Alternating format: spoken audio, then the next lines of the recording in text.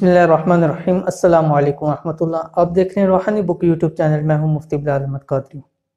अल्हम्दुलिल्लाह आज 8वीं तरावी और 8वें पारे की तफसीर आप लेकर आपके सामने हाजिर हुए हैं। इससे पहले अल्हम्दुलिल्लाह 7 पारों की तफसीर आपके सामने गुजर चुकी है। अगर आपने अभी तक हमारा चैनल रूहानी बुक सब्सक्राइब नहीं किया तो इसको सब्सक्राइब कर लें, साथ बेल आइकन के बटन को दबा लें ताकि हमारे आने वाली तमाम लेटेस्ट वीडियोस आपको बर वक्त मिल सकें। तो शुरू करते हैं इंशाअल्लाह अज़ीज़ 8वें पारे की तफसीर। अगर इससे पहले आपने 7 पारे की तफसीर नहीं देखी तो हमारे चैनल के ऊपर मौजूद है, आप वहां जाके उनकी तफसीर देख सकते हैं और रमज़ान के अंदर इंशाअल्लाह अज़ीज़ अपने पूरे कुरान पाक की तफसीर को मुकम्मल करें। 7वें पारे के आखिर में अल्लाह ताला ने बतलाया था कि मुशरिकीन मक्का जो थे वो मांगते थे कि हमें कोई ऐसा हिस्सी मौजज़ा दिखाया जाए कि जिसको देखकर ईमान ले आए। तो आप अलैहिस्सलातु वस्सलाम के सामने इस चीज़ का इरशाद फरमाया कि ये जो मुशरिकीन मक्का ये झूठ बोलते हैं, अगर इनके सामने कोई हिस्सी मौजज़ा लाया जाए तो ये फिर भी ईमान नहीं लाएंगे। यहाँ तक कि अगर कब्रों से मुर्दे जिंदा होकर आकर इनसे बात करें ये फिर भी ईमान नहीं लाने वाले। क्यों? इसलिए कि सबसे बड़ा मौजज़ा कुरान पाक अल्लाह ताला ने आप पे नाज़िल फरमाया, जिसको ये देखते हैं सुनते हैं लेकिन फिर भी इसके ऊपर ईमान नहीं लेके आते। और फिर आगे चल के आप अलैहिस्सलातु वस्सलाम को तसल्ली दी गई कि आप इन मुशरिकीन की इस्तेहज़ा से, इनकी मुखालफत से आप परेशान ना हों। क्यों? इसलिए कि हर नबी के साथ इंसी और जिन्नी शयातीन ने यही रवैया रखा है। आपकी नबूवत के असबात के लिए भी किसी मौजज़े की ज़रूरत नहीं है। क्यों? अल्लाह ताला ने सबसे बड़ा मौजज़ा कुरान मजीद आपको अता कर दिया। और आगे चल के फरमाया कि आप क्यों परेशान ना हो, इसलिए कि ज़मीन पर बसने वाले अक्सर लोग जो हैं वो गुमराही की तरफ जाते हैं, हिदायत को छोड़कर गुमराही की तरफ माइल होने वाले हैं। इसलिए अक्सर अगर गुनाह की तरफ माइल होते हैं तो आप इसमें अपना दिल को छोटा मत करें।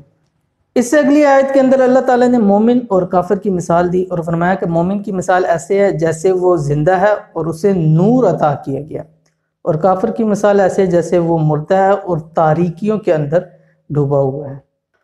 और आगे फरमाया कि ईमान और हिदायत, फरमाया कि ये ईमान और हिदायत ये अल्लाह ताला के हाथ में, जिसको चाहता है इससे नवाजेगा। और आगे फरमाया कि अल्लाह ताला इन सब को जो ईमान लाए हैं, जो ईमान नहीं लाए, क़यामत के दिन जमा करेगा और उनके जज़ा और सज़ा के फैसले अल्लाह ताला क़यामत के दिन करेंगे। यानी जो शख्स आप पर ईमान लाया, आपकी नबूवत को माना और राय हक पर, दीन हक पर चला, वो कामयाब होंगे। और जिन लोगों ने इससे रुगर्दानी की, अल्लाह ताला उनको क़यामत के दिन अजाब और सज़ा देगा। इनसे अगली आयत के अंदर अल्लाह ताला ने मुशरिकीन की हमाकतों का जिक्र कर दिया। पहली बड़ी हमाकत उनकी जिक्र कर दी, वो फरमाया कि गल्ला और चुपाओं में जो अल्लाह का और उनके शुरका का हिस्सा होता, अब अल्लाह का हिस्सा भी उन्होंने अलग किया होता, शुरका का हिस्सा भी अलग किया होता। अगर जो शुरका का हिस्सा है उसको अल्लाह के हिस्से में मिलने से रोकते थे, मना करते थे भाई ये उसमें ना मिल जाए, लेकिन अगर अल्लाह का हिस्सा शुरका में मिलने लग पड़ते हैं तो उस हवाले से वो मना नहीं करते थे, बल्कि अगर मिल जाए तो वो उस पर कोई इतनी बड़ी बात नहीं होती थी। तो फरमाया कि ये इनकी सबसे बड़ी हमाकत थी। दूसरी बड़ी हमाकत ये थी कि बेटियों को कत्ल करते थे फ़क्र फाका या आर की वजह से। और ये हजूर अकरम सल्लल्लाहु अलैहि वसल्लम का औरतों पर सबसे बड़ा एहसान है। क्यों? कि आप अलैहिस्सलातु वस्सलाम ने बताया कि औरत ना तो आर है और ना ही फ़क्र फाका गुर्बत का सबब बनती है। और अल्लाह ताला ने इस्लाम के अंदर औरत को सबसे ज़्यादा हकूक़ अता किए और कुरान के अंदर सबसे बड़ा हक उसके सूरत निसा को नाज़िल फरमाया और उनके हक की बात की। जो मुशरिकीन थे ज़माना जाहिलियत के अंदर औरतों बच्चों को हिस्सा नहीं देते थे, वरासत में हिस्सा नहीं देते थे, हकूक़ पूरे नहीं करते थे, तो सारे हकूक़ को इस्लाम ने दिया। और जितने ज़्यादा हकूक़ औरत को इस्लाम ने दिए, दुनिया का कोई मज़हब उसने इतनी ज़्यादा हकूक़ नहीं दिए हैं औरत को। फिर उसके बाद फरमाया कि तीसरी इनकी बड़ी हमाकत क्या थी कि ये मुख्तलिफ हिस्सों में तकसीम कर रखा था। जो चौपाए थे उनको मुख्तलिफ हिस्सों में उन्होंने तकसीम किए थे। कुछ चौपाए जो थे उन्होंने वो अपने मजहबी पेशवाओं और काहिनों के लिए रखे हुए थे। कुछ चौपाए ऐसे थे कि उनके सवार होना या उनसे फ़ायदा उठाना उसको नाजायज़ करते थे। और कुछ ऐसे चौपाए थे कि जिनको इन्होंने अल्लाह के अलावा गैर बुतों के नाम पर उनको कुर्बान किया करते थे। और नंबर 4 उनकी बड़ी हमाकत जिक्र की, वो ये कि हलाल और हराम के मर्द और औरत के लिए अलग अलग कानून थे। अगर किसी चौपाई ने अगर बच्चा दिया होता, अगर वो ज़िंदा रह जाता तो वो मर्दों के लिए हलाल होता था, औरतों के लिए हराम हो जाता था।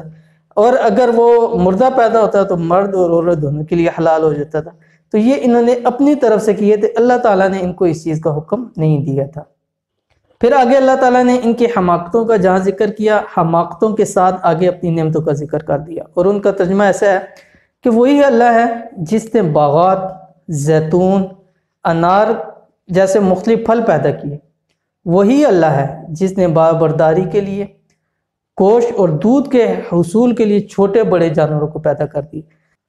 اب ظاہر بات ہے یہ ساری چیزیں نعمتیں اللہ کی پیدا کرتا ہے، جانوروں سے ہیں، تو اب اللہ ہی کو اختیار ہے اس کے حلال و حرام کا، جس کو چاہتا ہے حلال کرتا ہے، جس کو چاہتا ہے حرام کرتا ہے۔ تو اس لیے مشرکین مکہ کا یہ کہنا کہ بہت ساری چیزوں کو حرام کرا دے کہ اللہ نے کیا ہے، تو یہ ان کا اللہ کے اوپر سب سے بڑا جھوٹ اور افترا تھا۔ پھر آگے اللہ تعالیٰ نے وہ مشہور آیات نازل کی جس میں اللہ تعالیٰ نے 10 وصیتیں نازل کی، جو مشرکین مکہ کے عقائد کی تردید کرتے ہوئے 10 اللہ تعالیٰ نے وصیتیں کی۔ کون سی آپ کے سامنے ترجمے کے ساتھ پیش کرتے ہیں۔ نمبر 1، پہلی وصیت کی کہ اللہ کی عبادت کی جائے، اس کے ساتھ کسی کو شریک نہ ٹھہرایا جائے۔ نمبر 2، والدین کے ساتھ اچھا سلوک کیا جائے، اپنے قول و فعل سے ان کو تکلیف نہ دی جائے۔ نمبر 3، اولاد کو فقر و فاقہ اور عار کی وجہ سے قتل نہ کیا جائے۔ نمبر 4، ہر قسم کی فحش گوئی اور برائیوں سے بچا جائے۔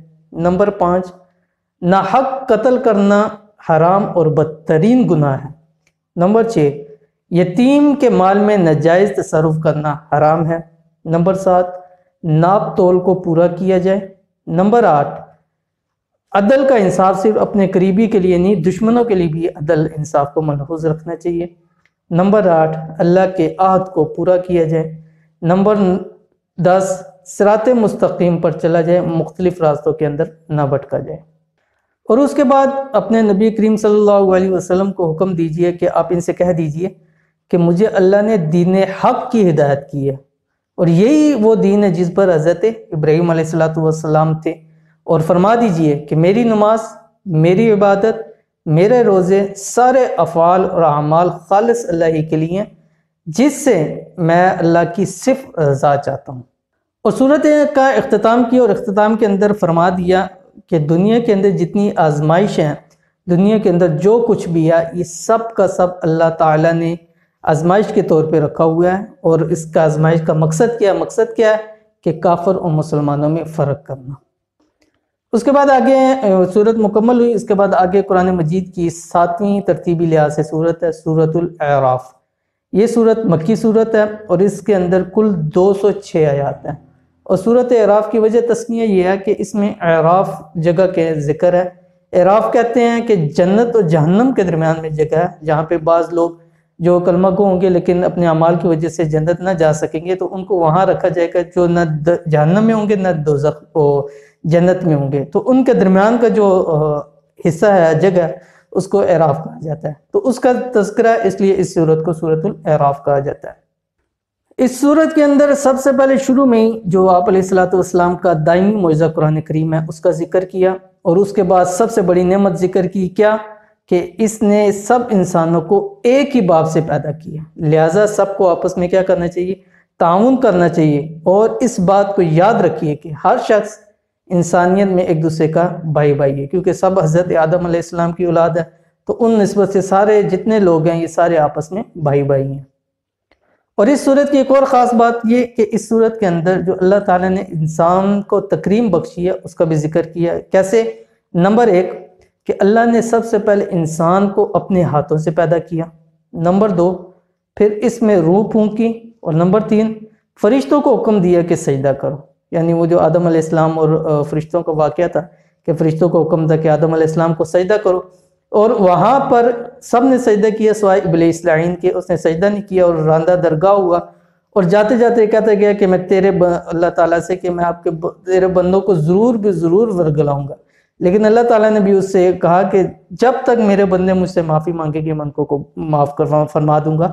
تو اس لیے جو شیطان لعین کی چیزیں ہیں، ان چیزوں سے بچنے کے لیے بھی آگے تلقین کی گئی ہے کہ شیطان کے ان وساوس سے، ان چیزوں سے بچ کر اللہ تعالیٰ کے حکموں کے اوپر اپنی زندگی کو گزاریں۔ اس صورت کی ایک اور قابل تعریف خصوصیت یہ ہے کہ اس صورت کے اندر بنی نوع انسان کو اے ابن آدم کے نام سے پکارا اللہ تعالیٰ نے، اور یہ واحد صورت ہے سورۃ اعراف پورے قرآن مجید کے اندر کہ جہاں اللہ تعالیٰ نے صرف اسی صورت کے اندر 4 دفعہ کہا یا بنی آدم کہ اے اولاد آدم. اس میں 4 آیات ہیں، ان کا ترجمہ آپ کے ساتھ شیئر کر سکتا ہوں کہ اس میں اللہ تعالیٰ کے کہنے کا کیا مقصد تھا اور اللہ تعالیٰ نے اس میں کیا بیان کیا. تو پہلی آیت کے اندر اللہ تعالیٰ نے فرمایا اے اولاد آدم ہم نے تمہارے لیے لباس اتارا جو تمہارے ستر کو بھی چھپاتا ہے اور تمہاری زینت کا باعث بھی ہے، اور تقوی کا لباس سب سے بہتر ہے. دوسری آیت کے اندر فرمایا کہ اے اولاد آدم کہیں شیطان تم کو بہکا نہ دے، اس نے تمہارے ماں باپ کو جنت سے نکالا، ان کے لباس اتروائے تاکہ ان کا ستر دکھا دے. اور تیسری آیت کے اندر فرمایا کہ اے اولاد آدم ہر نماز کے بعد اپنی زینت لے لو، یعنی لباس لے لو، کھاؤ پیو، اسراف نہ کرو، کیوں؟ اللہ تعالیٰ اسراف کو پسند نہیں فرماتا. اور چوتھی آیت کے اندر فرمایا کہ اے اولاد آدم اگر تمہارے پاس تم ہی میں سے رسول آئیں جو تم کو میری آیات پڑھ کر سنائیں تو جو تقوی اختیار کر لیں گے وہ اپنی اصلاح کر لیں گے اور آئندہ نہ ان کو کوئی خوف ہوگا نہ وہ غمگین ہوں گے. اب اگر آپ ان 4 آیاتوں کا مقصد دیکھیں اور ان 4 آیات کا میں ہدف دیکھیں تو اللہ تعالیٰ نے جو شیطان کے سب سے بڑے ہدف ہیں اس کا ذکر کیا کہ شیطان کیا کہتا ہے. شیطان کہتا ہے کہ تم سے لباس اتروائے اور فحاشی اور عریانی پھیلائے، کیونکہ 4 آیات جہاں اے اولاد آدم ہیں ان میں سے 3 آیات کے اندر اللہ تعالیٰ نے لباس کا خصوصی طور پہ ذکر کیا کہ شیطان نے ان سے لباس تک اتروا دیا. تو آج اگر ہم دیکھیں مغربی میڈیا یا اپنا میڈیا دیکھ لیں کہ جو عریانی اور فحاشی کے اوپر پھیل رہا ہے، جیسے کہ بہت ساری خواتین باہر نکل کے جیسے انہوں نے بینرز اور چیزیں اٹھائی ہوتی ہیں، تو یہ ساری فحاشی عریانی اور شیطانی عمل ہے. تو شیطان نے جو کام کیے کہ لباس اتارے اور فحاشی اور عریانی کی طرف لے کے گیا، اللہ تعالیٰ نے اس سے بچنے کی تلقین کی ہے. شیطان چاہتا ہے کہ لباس اتروا دے اور اللہ تعالیٰ فرماتے ہیں کہ لباس تمہارے لیے فضیلت اور عظمت کی نشانی ہے. آگے مشرکین کے ایک اور کبھی عمل کا ذکر کیا، وہ یہ کہ مشرکین مکہ کے جو مشرکین تھے وہ ننگے ہو کے طواف کعبہ کرتے تھے. جب ان سے پوچھا کہ یہ تم کیوں کرتے ہو تو وہ کہتے ہیں کہ ہمارے بڑے یہ کرتے تھے اس لیے ہم کرتے ہیں، یا بعض دفعہ کہتے تھے کہ اس کا اللہ تعالیٰ نے ہمیں حکم دیا.